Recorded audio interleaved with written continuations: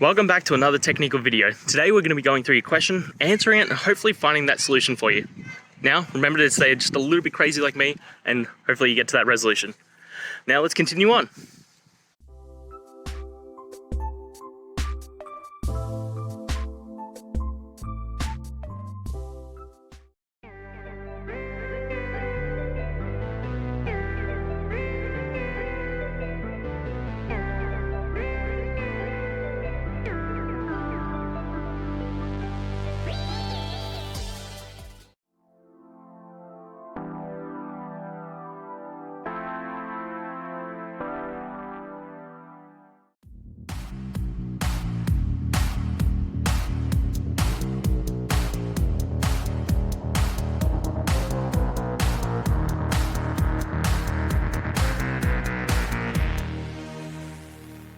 And that's it, guys. We've gone through the solutions and I'm hoping that it resolved your issue.